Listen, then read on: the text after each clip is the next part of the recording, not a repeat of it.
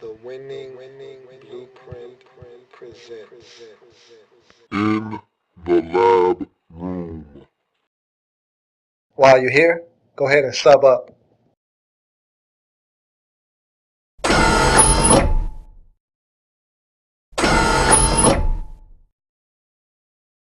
Welcome. You are in the lab room. I'm your host, Lou. Thank you for joining me. Today, we find out what's new in Dallas. That's right, Big D with the Dallas Cowboys. And so we will take a look at some of the changes that have occurred in Dallas in this offseason. And not a lot has changed in Dallas, but a few feathers have been ruffled in Big D. So we will talk about what's new in Dallas here in a second. But first, let's take care of a little bit of housekeeping.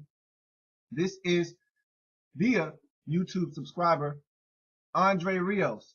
AR, my good buddy, longtime subscriber. Haven't heard from you in a while. Good to hear from you, my man. Don't be a stranger. So we'll talk about the Cowboys and what's new in Dallas. Before we can get to the new, we got to move out all of the old. And if you want your team or any team for that matter to be up on this program next, and we only have a few teams left, simply be the first to leave a comment at the bottom of this video stating next in the team that you would like to see next. So let's get into what's new in Dallas by getting out with the old in Dallas.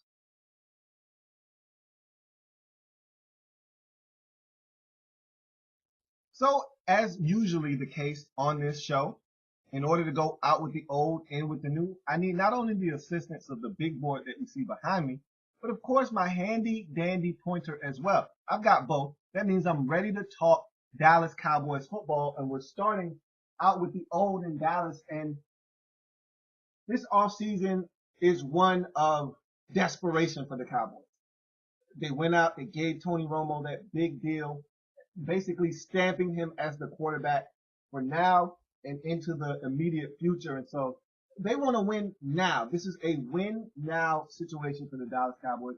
Jerry Jones is getting very impatient, and he does not like to be wrong. Good old Jerry. Jerry doesn't want to be wrong. And some of the moves made in this offseason reflect that.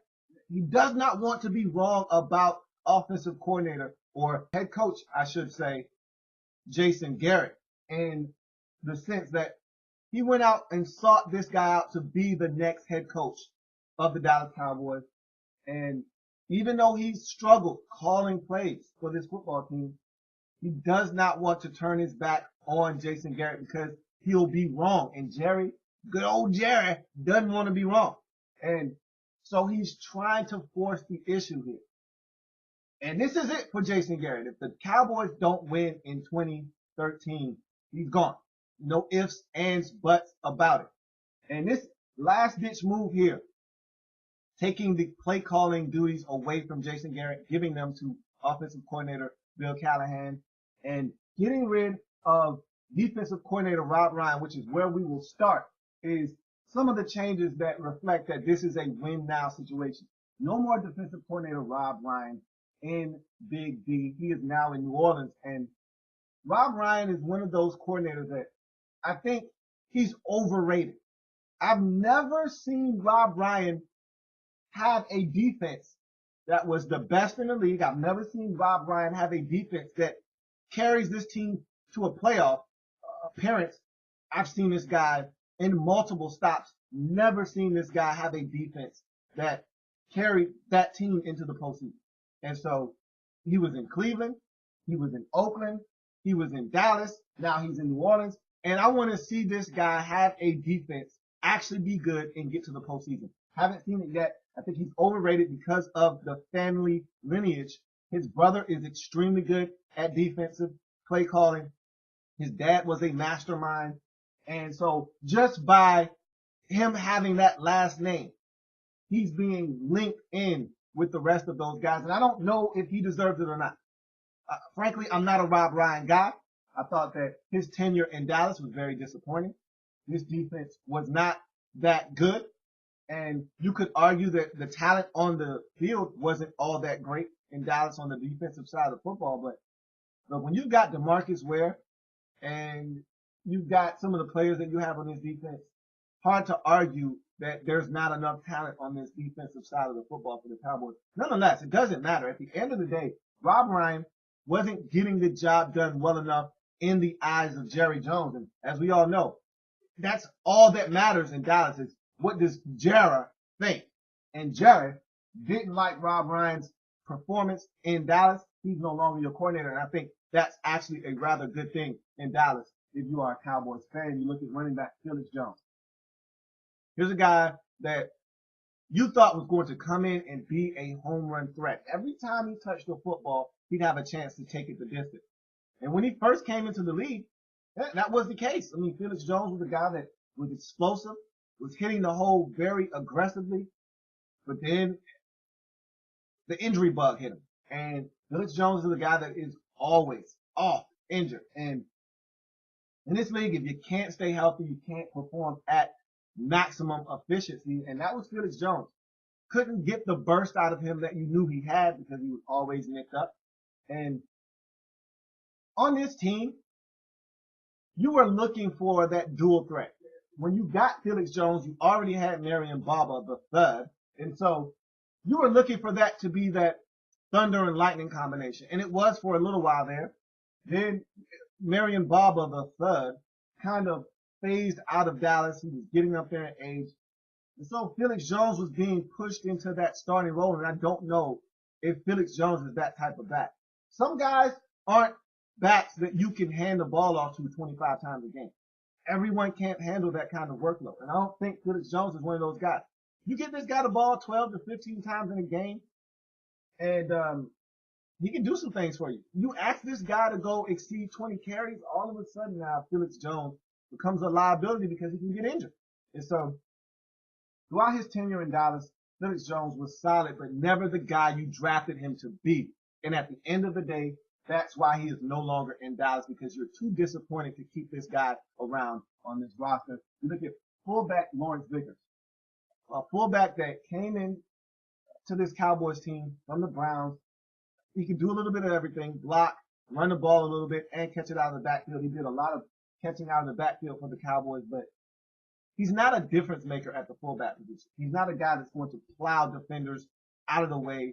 He doesn't do anything extraordinarily well, is what I'm trying to say. He's not a extremely adept blocker, so he's not going to deplete people in the run game. He's not extremely athletic, catching the ball out of the backfield, so he doesn't scare you once he gets the ball in his hand.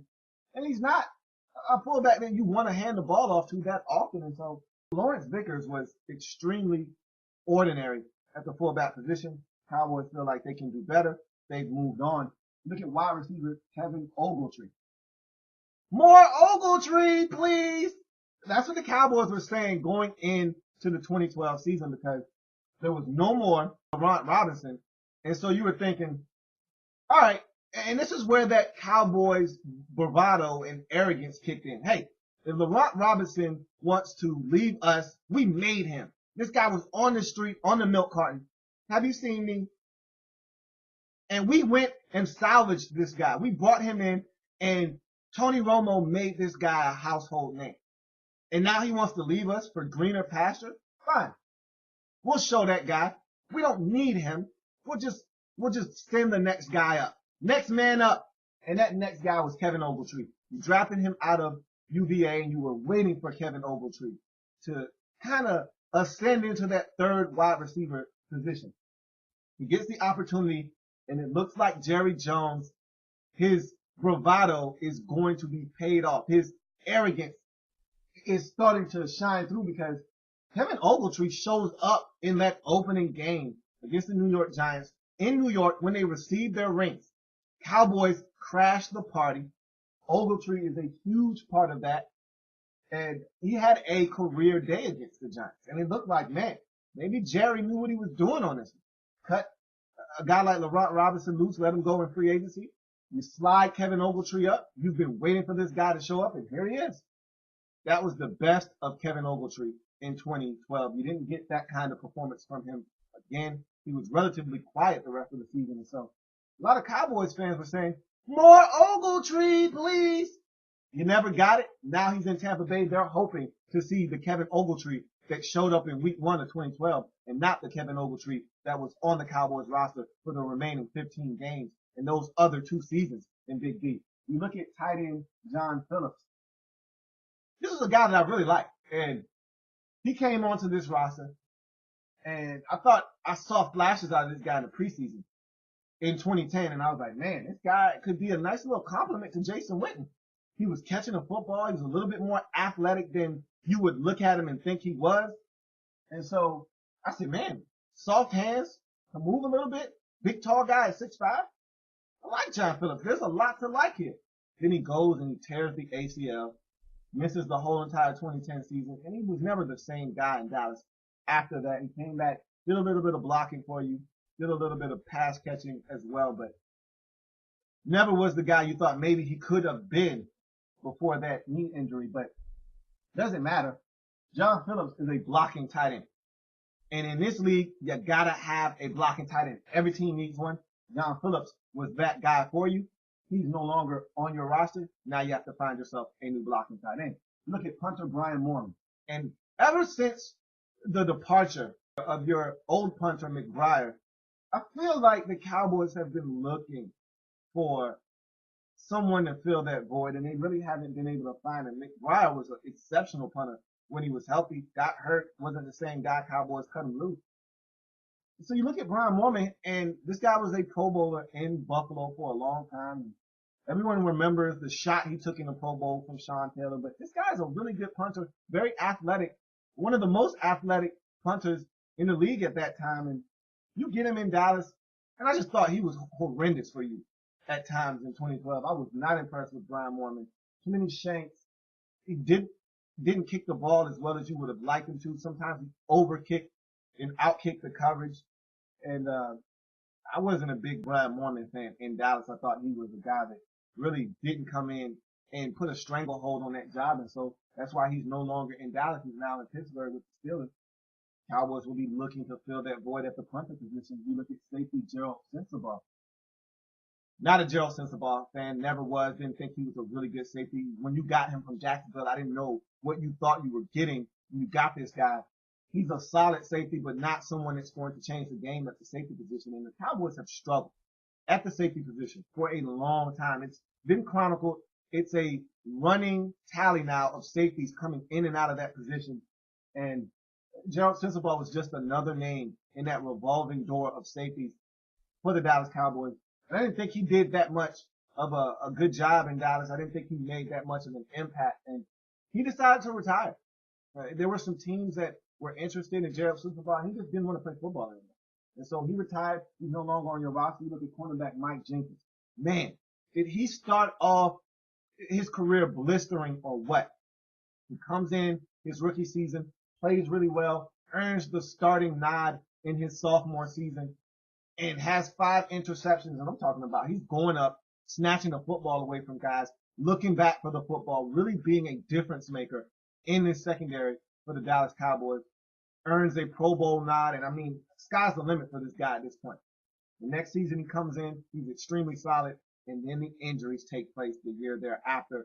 He can't stay healthy. He wants to know why he's not starting anymore in Dallas, why he's been relegated to nickel coverage. And he starts pouting, and the Cowboys get a little bit annoyed with Mike Jenkins. And then you see there's a rift between the two that probably can't be repaired at this point. Free agency comes up, and Mike Jenkins, he simply doesn't want to come back. And I don't think the Cowboys wanted him back at that point.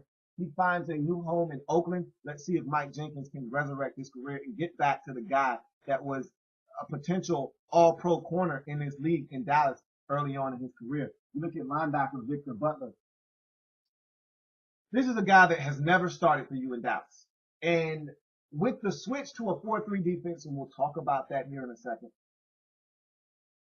you don't need as many linebackers anymore. You go from a 4 linebacker set in a 3-4 defense where you would like to have at least one backup player at each position. So you're talking about 6 to 8, anywhere from 6 to 8, more comfortably 7 or 8 linebackers on your roster, to a 3 linebacker set where you only need 6 linebackers essentially on your roster. You don't need a lot of extra bodies at the linebacker position anymore. And Victor Butler fits better in a 3-4 defense. He's a guy that you want to line up on the edges at linebacker and have him rush after the quarterback. That's what you have him do in Dallas. In limited snaps, he got pressure on the quarterback. And anytime a coordinator leaves one team, he has some guys that he feels like can help. And when he leaves, if those guys are free agents, he'll pluck them off of the roster that he just left. And so when Rob Ryan left to New Orleans, Victor Butler was one of those guys he felt like could help him in his 3-4 defense, and he's going over there and implementing that. So he's got to start from scratch. I want to bring some guys over that I'm comfortable with, that I know understand my scheme. He brought Victor Butler over. Unfortunately, Victor Butler goes over to New Orleans, and he's probably going to start outside at linebacker. Tears his ACL. He's going to miss the entire 2013 season. So that's an unfortunate break for Victor Butler, but he's no longer on your roster. So I guess it's not your problem in Dallas. You look at linebacker Dan Connor. This is a marginal linebacker in my estimation. He's not a guy that's going to change the game. He's not a guy that's going to make plays on your defense. When you went out and signed this guy, I thought it was going to be in a backup capacity, and I think that's what you intended it to be. But then you lose Sean Lee, you lose Bruce Carter, and all of a sudden, Dan Connor has to play more snaps than you probably are comfortable with him playing. And you find out that, hey, we can't start this guy. He has to be a backup on our team. But much like Victor Butler, you start trimming the fat off of this linebacking corps because it's a 3 linebacker set now. No longer do you need 4 linebackers on the field at once. And so you start trimming the fat off of this thing. We don't need 8 linebackers anymore, just 6. So you lose 2 linebackers, you get rid of Butler and you get rid of Connor, and that trims off some of the fat there that you have on your roster. So not to say that you won't replace these guys with someone else, but Dan Connor was a guy that was expendable in Dallas, especially with this switch to a 4-3 defense. You look at defensive end Kenyon Coleman, veteran defensive player on the defensive line, has been in this league for a long time, going into his 12th season, has been with the Cowboys. This was his second stint with the Cowboys. And again, I talked about Rob Ryan moving over to New Orleans. There's a guy that he plucked away from the Cowboys. He felt like, hey, I could use a space-eating 5 technique defensive end on my defense in this 3-4 look that I'm bringing over to New Orleans. A solid guy that understands the concept of holding up at the point of attack. Sure, at this point of his career, he's probably not going to get pressure on the quarterback, but he'll be solid in the run game, and he'll serve a purpose. He's now in New Orleans. It's Kenyon Coleman. Look at defensive end Marcus Spears. Here's another guy getting up there in age. He's no longer a starter for you. He's now what I call a spot starter. When you need a guy to come in via injury or because of a lack of production from another player, you can slide a guy like Marcus Spears in. His starting days are behind him. He's going to Baltimore. I think he's going to be in a rotational depth capacity there as well. He's going to go to Baltimore and help them try to shore up that run defense that was horrendous in 2012. So it's another void on this team, but you're switching to a 4-3 defense. In a 4-3 defense, Marcus Spears could probably be a defensive tackle and probably excel at that, but you were looking for other guys, younger guys, at the defensive tackle position that could help. And I don't think Marcus Spears fits that bill. You allow him to move on to Baltimore. And so that's out with the old in Dallas. A few changes, some that will impact this team greatly, others not so much. So we move on from there to end with the new with the Dallas Cowboys.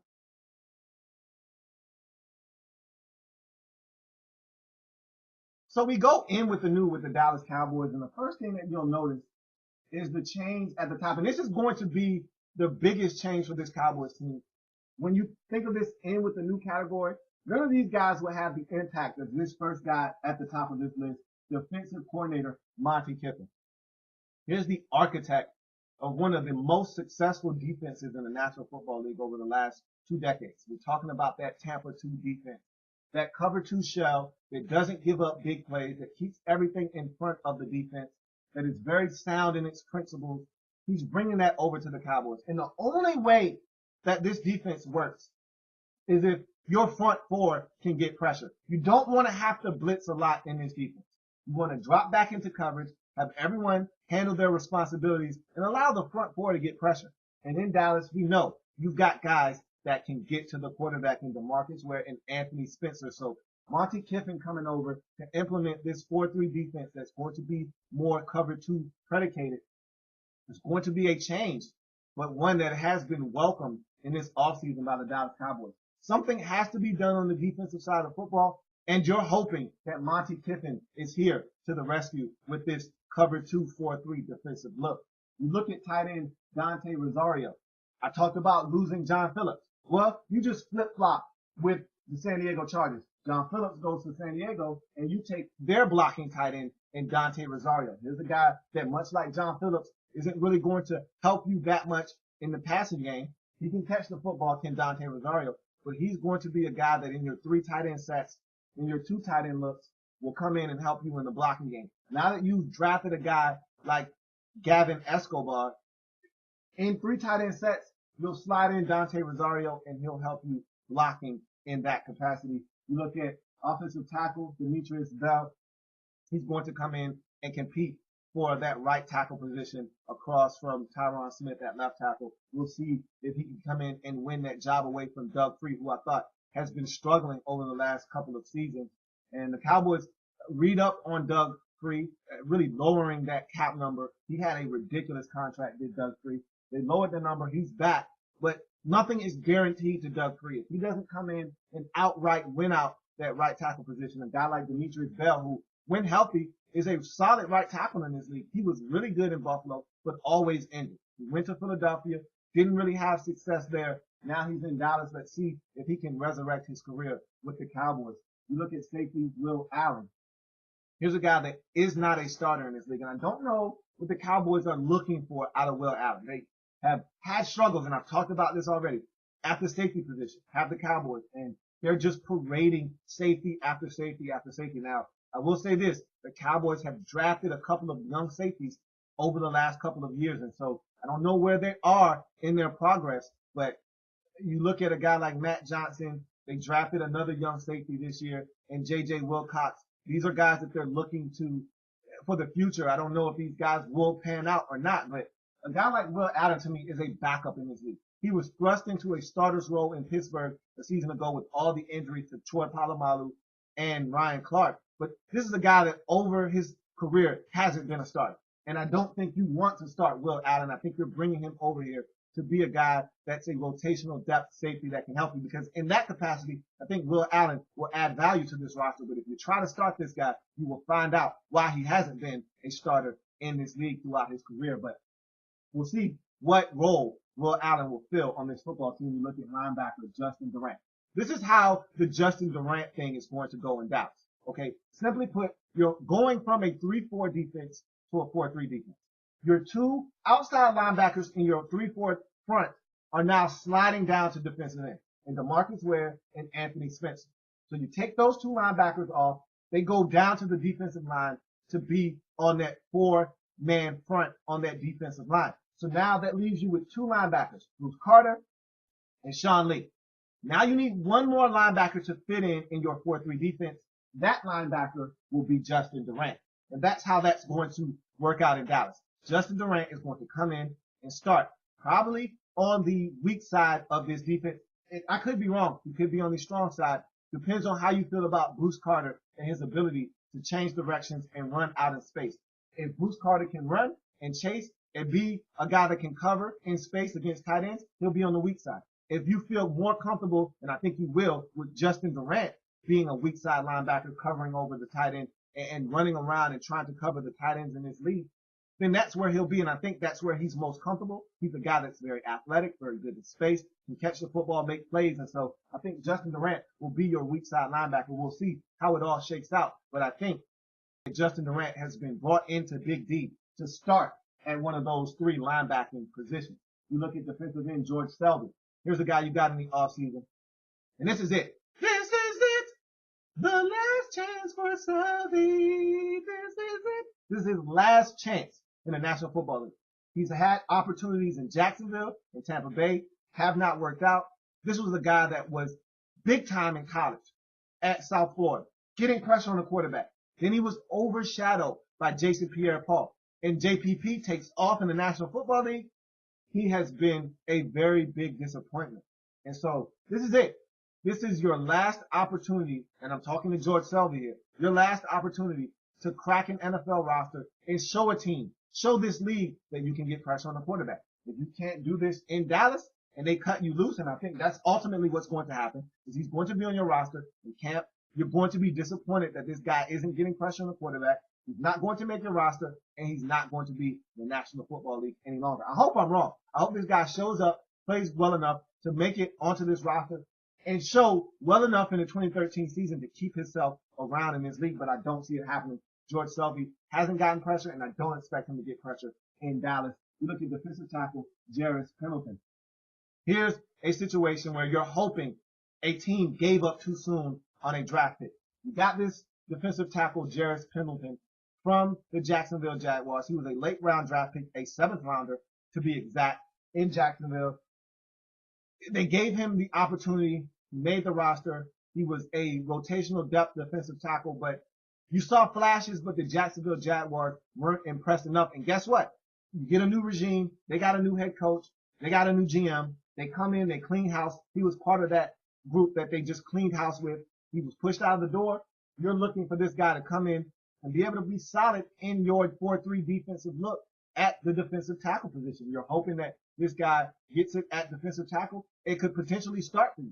He's a young, hungry defensive player that you're hoping is worth going out and getting in free agency, and that's what you have done. We'll see if he makes this roster as a starter or as a rotational depth defensive tackle. You look at your draft picks now as we conclude your off-season acquisitions in terms of coaches and players.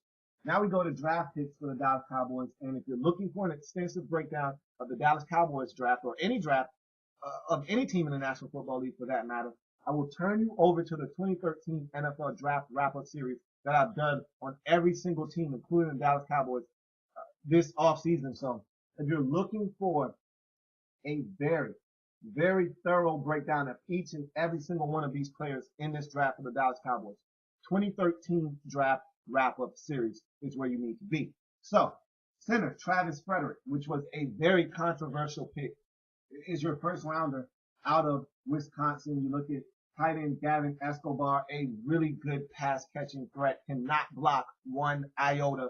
And so he's a guy that's going to be in the mix in Dallas. Wide receiver Terrence Williams out of Baylor in the 3rd round. Safety J.J. Wilcox, a guy that you're looking for big things from in the 3rd round. Cornerback D.W. Webb in the 4th round. Running back Joseph Randall in the 5th round. And linebacker Devontae Holloman rounds out your draft. In the 6th round, you go from guys that are most likely, if not, are shoo-ins to make this roster, to guys who are scratching, clawing, trying to find their way onto a roster spot with the Dallas Cowboys or any team in the National Football League. Of course, I'm talking about undrafted rookie free agents. Let's run down the list of these guys quickly, and then we'll move on. Running back, Kendall Lawrence out of Missouri. Wide receiver, Eric Rogers out of California Lutheran. Wide receiver, Anthony Amos out of Middle Tennessee State. Defensive back, Jakar Hamilton out of South Carolina State. Defensive back, Xavier Brewer out of Clemson. Defensive back, Jeff Heath out of Saginaw Valley State. Defensive back, Devin Smith out of Wisconsin. Linebacker, Taylor Reed out of SMU. Linebacker, Deion Lacey out of West Alabama. Linebacker, Cameron Lawrence out of Mississippi State. Linebacker, Brandon McGee out of Arizona State. Punter, Spencer Benton out of Clemson. And rounding out your undrafted rookie free agents, long snapper Jackson Anderson out of Duke. So you look at this list, and it's 13 players in all. They're looking to crack this roster. I wouldn't be surprised with a new defense. You never know. Maybe 1 or 2 of these guys could sneak onto this roster. But with the Cowboys and the way they're configured, I don't see many of these guys being able to make it onto this roster. Who knows? 1 or 2 of these guys could sneak on to this roster, but I highly doubt it. So we go from in with the new now in Dallas to any philosophical changes with the Dallas Cowboys.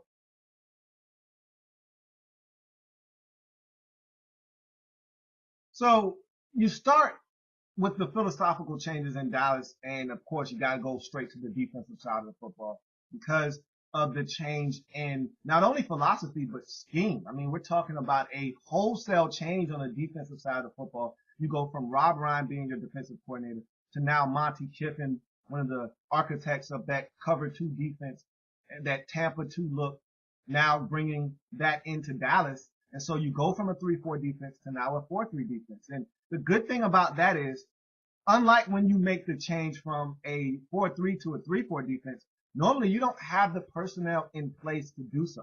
It's usually a 1 or 2 year operation just to make that switch and feel comfortable about it. When you go from a 3-4 to a 4-3 defense, normally that's not the case. You can take a couple of your outside rush linebackers, stick their hand in the dirt, feel comfortable about that, take a couple of your linebackers, and they'll be comfortable being behind that defensive line. And so there's not a huge change to make in terms of, oh, we got to bring a whole bunch of guys in here to fix this defense. No, you've got a lot of the pieces already in place. And so now we just want to see what this thing is going to look like. Of course, in a 4-3 defense, your defensive line it is a must that they get pressure on the quarterback. If you can't get pressure with your front four and you're forced to blitz in a 4-3 defensive look, you could be in trouble. Guys can be exposed. So it is imperative that a guy like Anthony Spencer, who you can't figure out how to sign a long-term deal with, it's imperative that he gets pressure. And this is something that he's comfortable doing. He was a guy that had his hand in the ground at Purdue, and so it's going to be paramount that he gets pressure on the quarterback. We know DeMarcus Ware is a monster. He dealt with some injuries last year, and so he wasn't quite himself at all times. But I don't doubt that DeMarcus Ware will make this change back to a 4-3 defense. Let's not forget the Cowboys once played a 4-3 defense once upon a time, and so DeMarcus Ware will have no problems making the switch back to a 4-3 defense and getting after the quarterback. So the biggest change for the Cowboys on defense will be that cover 2 look, because the Cowboys have been playing a lot of man-to-man defense, and you went out and got the corner so that you could play man-to-man in Brandon Carr and drafting Morris Claiborne. And so it's going to be more of a change now where you're playing some zone. You're going to play some man too. Don't mistake this cover 2 defense as strictly zone. You're going to play man as well, but there will be a lot more emphasis on cover 2 and zone coverage and everyone having a responsibility. And so in the cover 2 defense, and this is the thing that you have to be wary with the Cowboys, and maybe they'll fix this and kind of fine tune it to make sure it fits what the Cowboys have on their roster. Your safeties have to be able to play ball. In a cover 2 defense, they are the last line of defense, and each safety has a half of the field. And so if your safeties are not adept with range and can't make plays on the football and don't look back for the football, you can't play a successful cover 2 defense. And so it is imperative that these Cowboys safeties, they figure out who are the 2 best guys that can help us in the secondary. They're going to tackle, they're going to make plays on the football, and they're rangy. They got to be able to get out to that deep half.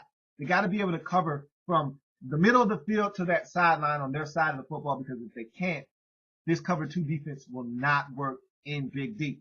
So that's a big philosophical change for the Cowboys on the defensive side of football. Now we move to the offensive side of football, where your head coach, Jason Garrett, has been stripped of the play calling duties. And that's a good thing if you're a Cowboys fan. I think his play calling has gotten better over time, but it's not good enough. It's not up to par. He's still making monumental mistakes in his play calling. And so you are looking for offensive coordinator Bill Callahan to right the ship in terms of calling plays that fit the tempo and what's happening in the game, the flow of the game. I think Jason Garrett struggled with the flow of the game. The run game's working. Don't go away from it. You're struggling at the quarterback position and Tony Romo is making mistakes. Don't force Tony Romo to get out of that funk. Switch it up a little bit. And I thought at times the Cowboys would get away from the run too much, or they'd be too pass happy, or sometimes they'd overdo it with the run like they did against the Baltimore Ravens, even though the Ravens were struggling to stop the run last year. And you amassed over 200 yards in that game on the ground. I still thought that at times you could have put the ball in the air. The Ravens were just struggling in that game, but that goes back to the point of your head coach just not getting into the flow of the game and being a really good play caller. Let's see if Bill Callahan can come on as the play caller and really get this offense in gear, because I thought that at times the Cowboys were stagnant on offense a season ago. You look at that Cincinnati game, you eked it out, but you struggled offensively in that game. You look at a few games throughout the course of the season where you just simply couldn't score points. You look at that last Redskins game, struggled to score points in that game, ultimately ending your season in Washington. And so you got to be able to score more points in Dallas and be consistent at doing so. We'll see if the Cowboys can do that in 2013. But those are all your philosophical changes in Dallas. Not many on the offensive side. I think it's going to be the same offense, just different variations of play calling going on where your old coordinator slash head coach, Jason Garrett, was calling the plays now, offensive coordinator, and he has the title and has had the title as Bill Callahan, but he wasn't orchestrating this offense. Now he will literally be the offensive coordinator as he will be calling the plays. And so that's what you're looking at on the offensive side of football. So those are your philosophical changes in Dallas. And that's what's new in Dallas. Like the content? Want more? Sub up.